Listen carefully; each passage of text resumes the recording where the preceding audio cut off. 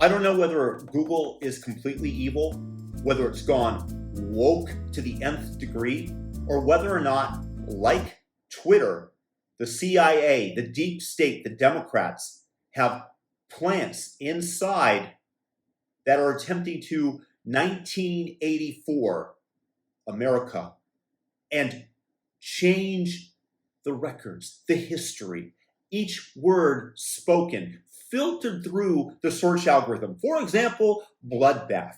Remember when Donald Trump said, in a reference to the auto industry, that there would be a bloodbath? Mexico has taken, over a period of 30 years, 34% of the automobile manufacturing business in our country. Think of it, went to Mexico.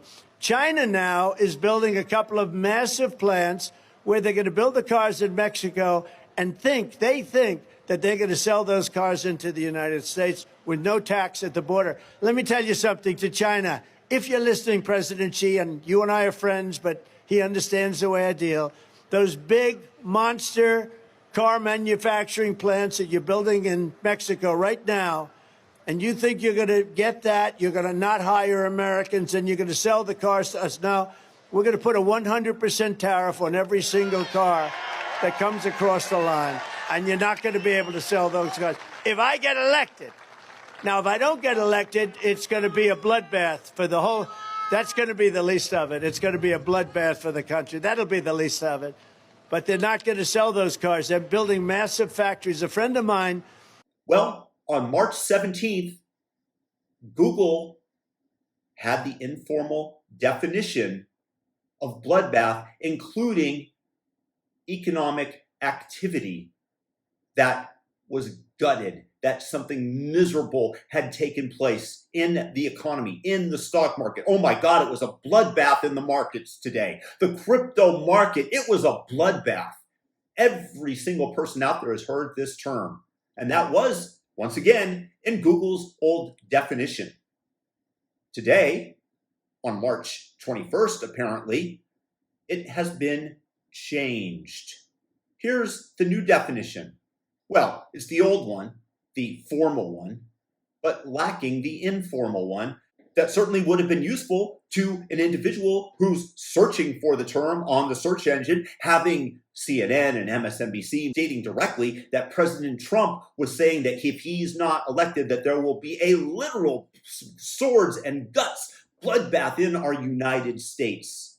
And if you take a look at DuckDuckGo today, they still have the old definition.